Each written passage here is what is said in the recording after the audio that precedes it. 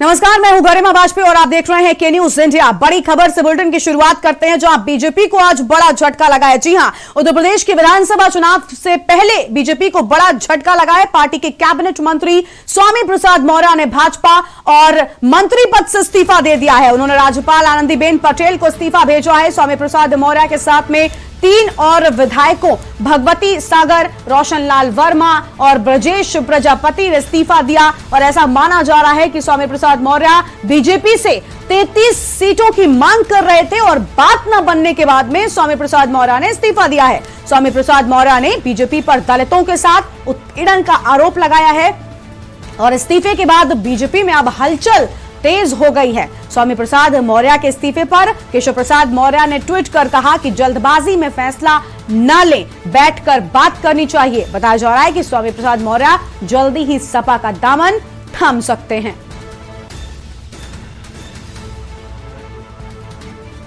दलितों, पिछड़ों, सब लोग खड़े हैं, किसानों, बेरोजगार नौजवानों, छोटे लघु मध्यम व्यापारियों के खिलाफ सरकार के रवैये को देखते हुए उत्तर प्रदेश योगी सरकार के मंत्रिमंडल से मैंने मंत्री पद से इस्तीफा दिया।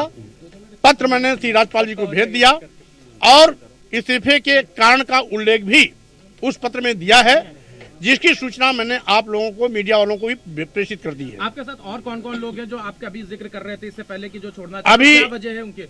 1-2 दिन मैं अपने प्रदेश के कार्यकर्ताओं, समर्थकों से बात करूंगा और अब आपको सीधा लखनऊ लेकर चलते हैं, जहां पर स्वामी प्रसाद मौर्य के घर के बाहर हमारे संवाददाता मौजूद हैं। ब्रजेश प्रजापति हमारे साथ मौजूद हैं, तिंदवारी से विधायक है, इन्होंने भी इस्तीफा दे दिया है। प्रजापति जी, वजह क्या है कि क्या स्वामी प्रसाद मौर्य के इस्तीफे की वजह से दिया या फिर आपकी कोई नाराजगी सरकार से? देखिए, हम सबके नेता माननीय स्वामी प्रसाद मौर्य जी हैं और जैसे ही उन्होंने इस्तीफा दिया तो उनके समर्थन में मैंने भी अपना इस्तीफा दे दिया है। और चूंकि ये जो प्रदेश और केंद्र की भारतीय जनता पार्टी की सरकार रही है, इसने जन विरोधी कामों को किया है, किसान विरोधी कार्य किए। इसने हम लोगों ने मांग किया कि जातिगत आधारित जनगणना ओबीसी की कराई जानी चाहिए, उस पर भी ये तैयार नहीं हुए। लगातार जो प्रदेश में भर्तियां हो रही थी, चाहे वो बेसिक शिक्षा की रही हो, चाहे अन्य विभाग की रही हो, उसमें आरक्षण की अनदेखी की गई। इन सब चीज़ों के साथ साथ बहुत सारे कारण हैं जिन कारणों को हम लोग भारतीय जनता पार्टी में रह करके सुधार कराने का लगातार प्रयास किया गया, लेकिन जब सुधार होता नहीं दिखा है तो आज हम लोगों ने इस्तीफा दिया है। नारा तो सबका साथ सबका विकास दिया जा रहा है। भाजपा वालों से झूठ कोई और अच्छा नहीं बोल सकता है, वो झूठ बोलने में माहिर हैं और उनकी सारी बातें झूठ है। उन्होंने तो बहुत कुछ भी कहा था, सबका साथ सबका विकास, ये नारा ही गलत है, ये संभव ही नहीं हो सकता है। सबका साथ सबका विकास में तो फिर चोर भी आ गया, डकैत भी आ गया, भ्रष्टाचारी भी आ गया, उसका भी विकास करना चाहते हैं क्या? ये नारा ही गलत है। ये टोपियां दिखाई दे रही हैं, लाल टोपी, तो क्या समझा जाए आप लोगों के इस्तीफे के बाद? देखिए, टोपी महात्मा गांधी जी भी पहनते थे, हमारे तमाम महापुरुष पहनते थे, और टोपी लोग शौकियन स्टाइल की वजह से भी पहनते हैं। तो टोपी से नाराजगी किस बात के लिए? टोपी है, स्वागत है। टोपी पे कई बड़े बयान आ चुके हैं, मूर्खतापूर्ण बयान है। टोपी पे क्या बयानबाजी, पहनने उड़ने पे क्या बयानबाजी, इस पे कोई बयान करना चाहिए तो मतलब बहुत ज्यादा निचला स्तर हो जाता है गिर करके बात करने का। तो आप टोपी पे टिप्पणी कर रहे हैं तो आप महात्मा गांधी जी पे भी टिप्पणी कर रहे हैं। आप बहुत सारे जो महापुरुष पहनते थे टोपी, उनका भी अपमान कर रहे हैं, सुभाष चंद्र बोस जी का अपमान कर रहे हैं आप।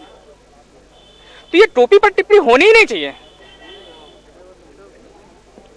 एक चीज और जानना चाहेंगे प्रजापति जी की नाराजगी किन विशेष चीजों पे, क्योंकि स्वामी प्रसाद मौर्य खुद कैबिनेट मंत्री थे, सरकार में उनकी अच्छी पहुंच थी, सरकार में लोग उनको सुनते थे।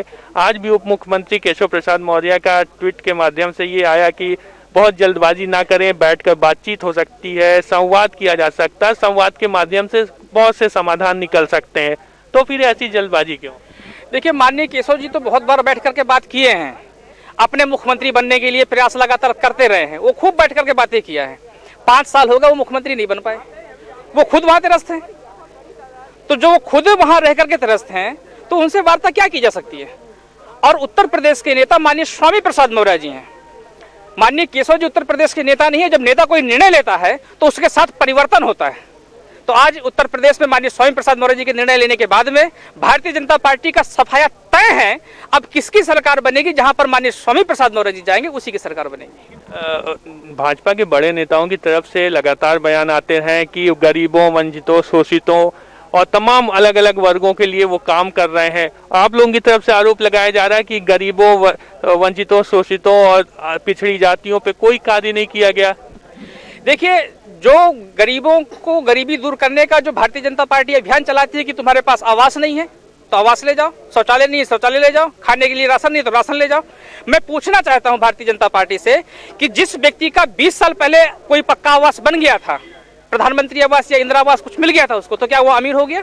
क्योंकि देश की असली समस्या गरीबी नहीं है, देश की असली समस्या बेरोजगारी है। आप हर हाथ को काम दे दीजिए, गरीबी खुद ब खुद दूर हो जाएगी, लोग अपने आप सक्षम हो जाएंगे, अपना घर बना लेंगे, स्वाभिमान के साथ अपना जीवन यापन करेंगे। भारतीय जनता पार्टी ने लगातार रोजगार को खत्म करने का काम किया है, प्राइवेटाइजेशन कर दे रहे हैं, आरक्षण को वहां पूरी तरीके से खत्म कर दे, हर चीज बेचे जा रहे हैं। तो क्या रह गया है भारतीय जनता पार्टी की सरकार में? आज बेरोजगारी की मार है। हम तो मतलब अगर हम कह दें पत्रकार साथी भी तरसते, आज प्राइवेट चैनल पे काम कर रहे हैं, बेरोजगारी है तो कम पैसे में काम करना पड़ रहा है क्योंकि ऑप्शन उनके पास तैयार है। तो इसलिए हम लोग चाहते हैं कि उत्तर प्रदेश से बेरोजगारी हटे, देश से बेरोजगारी हटे और रोजगार क्रिएशन के काम हो।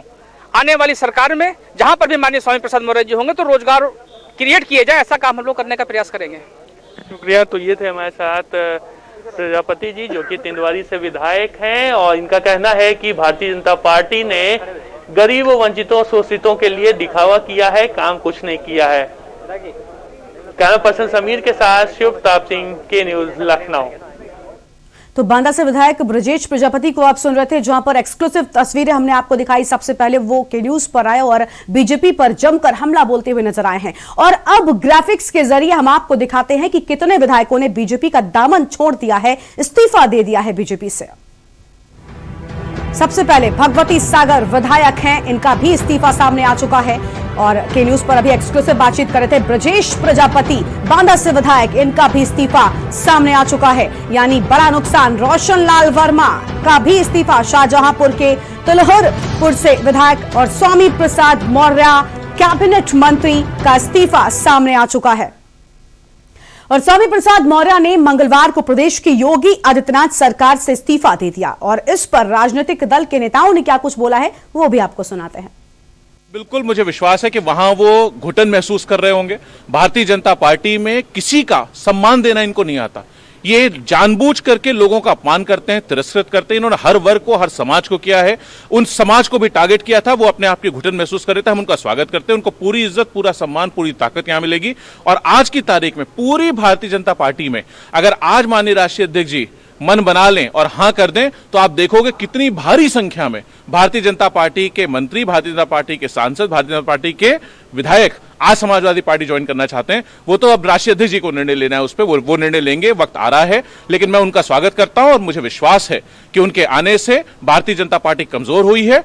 देखिए, मुझे नहीं मालूम है कौन कहां जा रहा है, क्या कर रहा है। अगर स्वामी प्रसाद मौर्य जी हैं, इंटेलिजेंट आदमी, पिछली बार उन्हें लगा था कि भाजपा आने वाली है तो इसलिए वो भाजपा में गए थे। अब उन्हें मालूम है कि 10 मार्च को सुबह का सूरज तो भाजपा राज में उगेगा और जब डूबेगा तो अपने साथ भाजपा को लेकर डूब जाएगा। तो सब लोग ठिकाने तलाश रहे हैं, कोई सापा में जा रहा है, कोई बसपा में जा रहा है, कोई कांग्रेस में आ रहा है, उसको छोड़िए। मैं सिर्फ इतना ही कह सकता हूं आपसे कि भारतीय जनता पार्टी एक ऐसे निम्नतम स्कोर की तरफ बढ़ रही है जिसका अंदाजा भी लोगों को नहीं। उत्तर प्रदेश में अब भारतीय जनता पार्टी मतलब खत्म। जो भारतीय जनता पार्टी से लड़ेगा वो हारेगा, ये उत्तर प्रदेश की जनता ने साफ संदेश दे दिया है। 5 साल में उत्तर प्रदेश की जनता ने जो भारतीय जनता पार्टी की सरकार में दर्द झेला है, अब उत्तर प्रदेश की जनता ने तय कर लिया है कि इस बार भारतीय जनता पार्टी को जीतने नहीं देना है। इसलिए अब कोई भी नेता भारतीय जनता पार्टी में नहीं रह सकता। अब यहां सिर्फ जनता समाजवादी पार्टी की सरकार चाहती है और जो समाजवादी पार्टी से लड़ेगा वही जीतेगा। तो बड़ा झटका आज हम कह सकते हैं बीजेपी को लगा है, क्योंकि स्वामी प्रसाद मौर्य का इस्तीफा 22 में कितना असर डालेगा ये तो आने वाला वक्त बताएगा। और इसी खबर पर अधिक बातचीत के लिए हमारे साथ उत्तर प्रदेश के ब्यूरो चीफ दिनेश त्रिपाठी जी जुड़ चुके हैं लाइव हमारे साथ में। दिनेश जी, आज का दिन काफी अहम है सपा के लिए भी। एक और सपा शिवपाल के घर पर बड़ी बैठक कर रही है, सभी परिवार के जो बड़े नेता हैं वो मौजूद हैं, और दूसरी ओर बीजेपी को बड़ा झटका, आलाकमान मान मनोबल की शुरुआत कर चुका है, क्या कुछ कहेंगे आप? जी बिल्कुल, समाजवादी पार्टी के लिए आज बहुत बड़ा दिन है। जिस तरह से मुलायम सिंह यादव समाजवादी पार्टी के संरक्षक अपने परिवार को पहले एकजुट करने में लगे और एक हफ्ते में उसका परिणाम देखने को मिला कि जिस तरह से उन्होंने शिवपाल यादव, रामगोपाल यादव और अखिलेश यादव को एक छत के नीचे खड़े करके समझौता कराए हैं और खुद उसका नेतृत्व किए हैं। और दूसरी तरफ कल ही वापस आएंगे, लेकिन सबसे पहले अपने दर्शकों को सुनाते हैं उत्तराखंड के मुख्यमंत्री पुष्कर सिंह धामी क्या कह रहे हैं। प्रदेश चुनाव समिति की और उसके बाद हमारा केंद्रीय संसदीय बोर्ड बैठेगा, उसमें जो भी प्रत्याशी आएंगे सबकी योग्यता, क्षमता, देश काल परिस्थिति जो उपयुक्त पाया जाएगा उसमें से उनको प्रत्याशी बनाया जाएगा। बाकी सभी लोग उसके साथ लगेंगे। महिला को भी टिकट मिलेगी? हाँ, महिला, युवा, हर वर्ग के लोगों का इसमें वो होगा, सभी को प्रतिनिधित्व मिलेगा। धन्यवाद। तो उत्तराखंड के मुख्यमंत्री पुष्कर सिंह धामी को आप सुन रहे थे, जहां पर सीटों के बंटवारे को लेकर ही कह रहे थे, क्योंकि उत्तराखंड में भी 2022 में विधानसभा के चुनाव होने हैं और उसको लेकर बड़ी बातें कह रहे थे उत्तराखंड के मुख्यमंत्री पुष्कर सिंह धामी।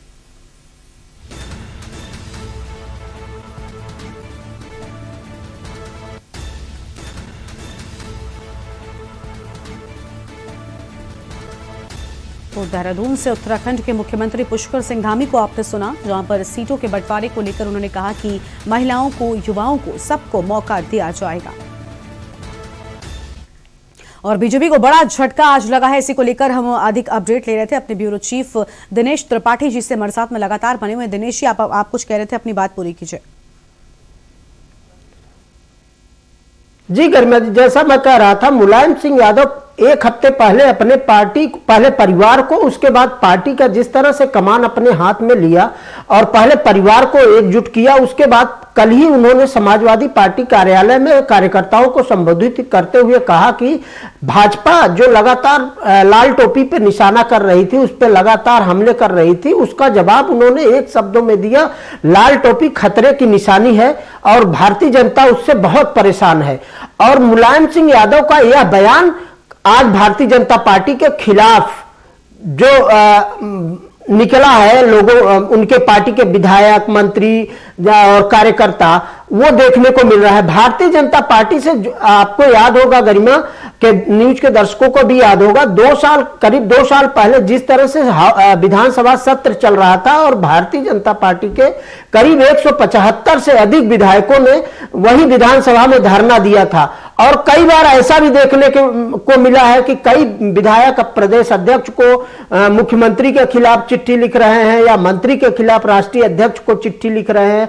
वो लगातार ये देखने को मिल रहा है। वही नाराजगी है कि आज समाजवादी पार्टी में जिस तरह से भारतीय जनता पार्टी के मंत्री, विधायक, कार्यकर्ता, अभी तो ये देखने वाली बात है, अभी स्वामी प्रसाद मौर्य और 3 विधायक ही गए हैं, लेकिन आगे आने वाले दिनों में भारतीय जनता पार्टी की तरफ से उनके दर्जनों विधायक और कार्यकर्ता, पदाधिकारी भी भारतीय जनता पार्टी से समाजवादी पार्टी में जा सकते हैं। जिस तरह से मुलायम सिंह यादव ने अपनी रणनीति बनाई है और उन्होंने अपने परिवार को एकजुट करके कमान अपने हाथ में लेके 2022 विधानसभा चुनाव की तैयारी कर रहे हैं, वो भारतीय जनता पार्टी के लिए सबसे बड़ा खतरा। दिनेश जी, आपके पास आएंगे, लेकिन हमारे साथ बीजेपी ज्वाइनिंग कमेटी के लक्ष्मीकांत वाजपेयी जी जुड़ चुके हैं, उनके पास चलते हैं। लक्ष्मीकांत जी, आज बीजेपी को बड़ा झटका लगा है। एक तरफ बीजेपी अपने जो 22 की चुनाव की तैयारियां तेज करी है, दूसरी तरफ इस तरह से इस्तीफे सामने आ रहे हैं, क्या कुछ कहेंगे आप? ये चिर प्रतिष्ठित था, भाजपा थी, और आज अभी कुछ नहीं कहना चाहता हूं। 4 दिन के बाद यही विषय उल्टा हो जाएगा, बिल्कुल, लेकिन रिवर्स गियर में गाड़ी जाएगी। बिल्कुल, लेकिन आपने 4 दिन की जो बात की है वही 4 दिन सपा की ओर से भी कहा जा रहा है लक्ष्मीकांत जी कि इन 4 दिनों में कई और बड़े नेता भी हमारे साथ जुड़ने वाले हैं, तो बड़ा नुकसान उठाएगी बीजेपी 22 के चुनाव में अगर ऐसा होता है तो। अभी मैं कुछ नहीं बोलना चाहता, अभी मैं वृंदावन में हूँ, पार्टी की मीटिंग में जी, लेकिन लखनऊ पहुंच के पार्टी, वैसे पार्टी खुद बोलेगी, जो लोग जा रहे हैं ये कार्यकर्ताओं के साथ मिक्सअप ही नहीं हुए थे और कार्यकर्ताओं की, भाजपा के कार्यकर्ताओं की घोर उपेक्षा करते थे। लेकिन लक्ष्मीकांत जी क्या लगता है क्या वजह रही होगी, क्यों आखिर स्वामी प्रसाद मौर्य को इस्तीफा देने की जरूरत आ पड़ी? इसलिए भी 4.5 साल 5 साल इन्होंने क्षेत्र के कार्यकर्ताओं को दुत्कारा। आज उन कार्यकर्ता की शक्ति के बिना भाजपा में कोई नहीं जीत सकता, भाजपा में कार्यकर्ता ही भगवान है। इसीलिए अब उन्हें डर लगा होगा तो वो गए हैं दूसरी तरफ। लेकिन लक्ष्मीकांत जी एक और बीजेपी की अगर हम बात करें तो 22 से चुनाव से पहले उसने ब्राह्मणों की नाराजगी को भी झेला है और अब जितने और भी विधायक हैं, न सिर्फ स्वामी प्रसाद मौर्य बल्कि और भी 4-5 विधायकों के नामों की पुष्टि हो चुकी है जिन्होंने इस्तीफा पूरी तरह से दे दिया है। और आज एक बड़ा आरोप भी बीजेपी पर लग गया, ओबीसी और पिछड़ा वर्ग की नजरअंदाज करने का आरोप। इससे कैसे पार पाएंगे आप 22 में? बिल्कुल 100% पार पाएंगे, आगे आगे देखिए होता है क्या। बिल्कुल, लेकिन लक्ष्मीकांत जी क्या लगता है 22 में इसका असर होगा? क्योंकि अब डैमेज कंट्रोल करना तो शुरू कर दिया गया, अमित शाह ने खुद संपर्क किया, सूत्रों के हवाले से यह भी सामने आया है। कोई असर नहीं होगा। भारतीय जनता पार्टी अपने कार्यकर्ताओं के बल पर, जनता के प्रति किए गए कामों के आधार पर जनता का आशीर्वाद और विश्वास अर्जित करेगी और सरकार बनाएगी। लेकिन कैसे, अगर खुद के ही विधायक, खुद के ही नेता इस तरह से इस्तीफा देंगे, बड़े बड़े आरोप मढ़ देंगे, तो कैसे ऐसा हो पाएगा 22 में? जो घर में बैठे हुए बात नहीं कर रहा था, बाहर निकल के आरोप पड़ रहा है, उसकी हैसियत और उसकी परिस्थिति और उसकी, आगे मेरी शब्द इस्तेमाल नहीं करना चाहता, रोकना चाहता हूँ, वो जनता के बीच में जग जाएगा। बिल्कुल, बहुत शुक्रिया आपका लक्ष्मीकांत वाजपेयी जी हमारे साथ जुड़ने के लिए और हमसे बातचीत के लिए। और ज्वाइनिंग कमेटी के चेयरमैन थे हमारे साथ में लक्ष्मीकांत वाजपेयी जी, और कई अहम बातें उन्होंने कही। उन्होंने कहा कि जो पार्टी में रहकर अपनी बात नहीं कह पाया, अगर वो बाहर जाकर इस तरह की बातें कर रहा है तो आप अंदाजा लगा सकते हैं कि किस तरह की बात रही होगी। तो हमारे साथ में लक्ष्मीकांत वाजपेयी जी जुड़े थे, ज्वाइनिंग कमेटी के चेयरमैन थे। कई अहम बातें उन्होंने कही। उन्होंने कहा कि 22 में किसी तरह का कोई नुकसान जो है वो नहीं होगा और भी कई बड़ी बातें कही। उन्होंने कहा कि इससे कोई भी असर नहीं पड़ने वाला है। अब हम आपको लगातार दिखा रहे हैं कि कौन से वो विधायक हैं जिन्होंने इस्तीफा दिया है। ब्रजेश प्रजापति जी हैं विधायक, उनका भी इस्तीफा सामने आया है और के न्यूज पर एक्सक्लूसिव बातचीत भी की हमने इनसे। रोशन लाल वर्मा हमारे साथ विधायक है, इनका भी इस्तीफा सामने आ चुका है। ये खुद चिट्ठी लेकर राज्यपाल के पास पहुंचे थे स्वामी प्रसाद मौर्य के इस्तीफे की, और स्वामी प्रसाद मौर्य कैबिनेट मंत्री, इनका भी इस्तीफा सामने आया है। और अब लगातार प्रतिक्रियाएं भी सामने आने लगी हैं। और बीजेपी की ओर से अगर बात करें तो सबसे पहली प्रतिक्रिया, सबसे पहला रिएक्शन केशव प्रसाद मौर्य का, और हमारे साथ की न्यूज पर खुद लक्ष्मीकांत वाजपेयी जी थे जिन्होंने अपनी बात रखी है।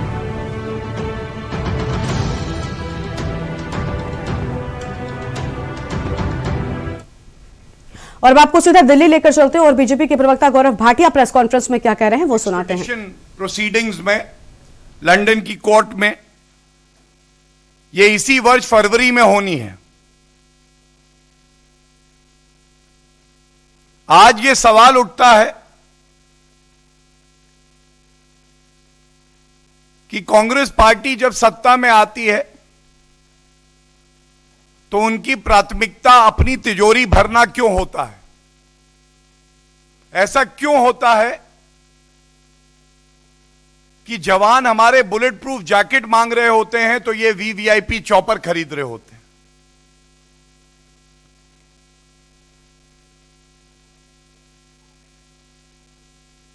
यह भी दुखद है कि ये जो 75 करोड़ रुपए घूस दी गई संजय भंडारी को, ये कुछ कंपनियों का एक जाल बुना गया, जो कंपनियां मिडिल ईस्ट और दुबई में हैं। थेल्स पेमेंट करती है इन कंपनियों को और उसके बाद संजय भंडारी के कहने पे एक और शेल कंपनी को एक बड़ी किश्त इस रिश्वत की दी जाती है।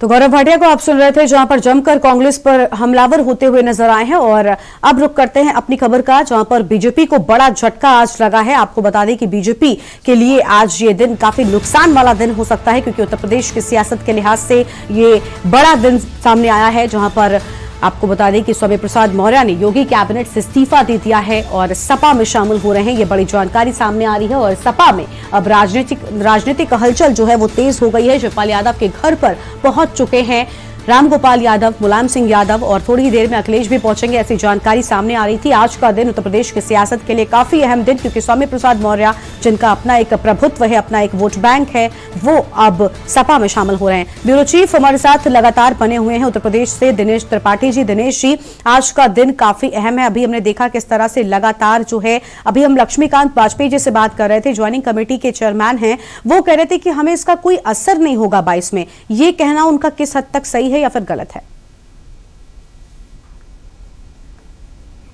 जी बिल्कुल गर्मिया जी, लक्ष्मीकांत वाजपेयी जी सही बात कह रहे थे। लक्ष्मीकांत वाजपेयी वही है जो 2014 में लोकसभा के चुनाव के दौरान उत्तर प्रदेश के भाजपा के अध्यक्ष हुआ करते थे और उनको नेतृत्व में भारतीय जनता पार्टी ने 73 सीटें जीती थी गठबंधन के साथ। उसके बाद भारतीय जनता पार्टी की केंद्र में सरकार बनती है और लक्ष्मीकांत वाजपेयी प्रदेश अध्यक्ष पद से हटाए जाते हैं। 2017 में भी उन्होंने मेहनत की और उनको विधानसभा, ऐसा आरोप लगाया जाता है कि भारतीय जनता पार्टी के समर्थकों ने और पदाधिकारियों ने उनको मिलकर हराया। विधानसभा हारने के बाद लक्ष्मीकांत वाजपेयी 4.5 साल कहां रहते हैं, किसी भारतीय जनता पार्टी के, वो चाहे प्रदेश का नेतृत्व हो या केंद्रीय नेतृत्व हो, किसी को वाजपेयी जी का कोई ख्याल नहीं रहता है। तो वाजपेयी जी जो कह रहे थे सही कह रहे थे।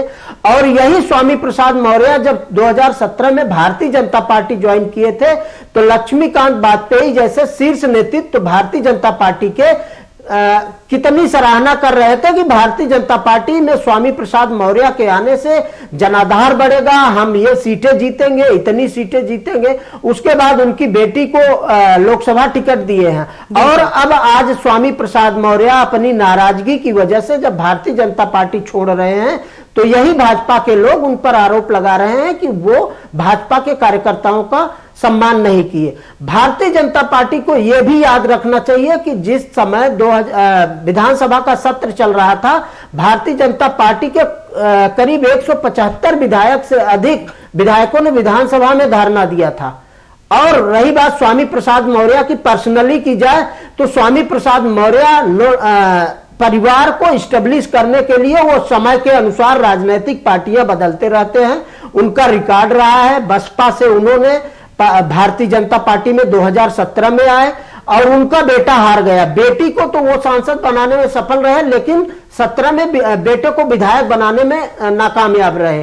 अब बेटे को स्टेब्लिश करने के लिए स्वामी प्रसाद मौर्य समय को भांप लिया है कि 2022 में समाजवादी पार्टी की सरकार बनने वाली है, जैसा उनको अंदाजा है या फीडबैक जिस तरह से वो लिए होंगे। अब वो अपने बेटे को ऊंचा हार से स्टेब्लिश करने के लिए, विधायक बनाने के लिए उन्होंने समाजवादी पार्टी का दामन थामा है। हालांकि समाजवादी पार्टी ज्वाइन करने से पहले स्वामी प्रसाद मौर्य ने यह डील कर ली है अखिलेश, ऐसा सूत्र दावा कर रहे हैं कि अखिलेश यादव और समाजवादी पार्टी से उनकी यह डील तय हो गई है कि उनके बेटे अशोक मौर्य को मनोज पांडे जो पूर्व मंत्री हैं, इसी सीट को लेकर, बिल्कुल, यानी दिनेश जी ऊंचाहार सीट को लेकर ही कहीं ना कहीं जो विवाद था वो गहराता चला गया और उसके बाद इस्तीफे के तौर पर ये सामने आया। बहुत बहुत शुक्रिया आपका दिनेश जी हमारे साथ जुड़ने के लिए। और 3 और विधायकों ने स्वामी प्रसाद मौर्य के साथ में मंत्री पद से इस्तीफा दे दिया है और आज का दिन बीजेपी के लिए एक उत्तर प्रदेश के सियासी अगर लिहाज से बात करें तो कहीं ना कहीं काफी नुकसानदायक रहा, क्योंकि बड़ा झटका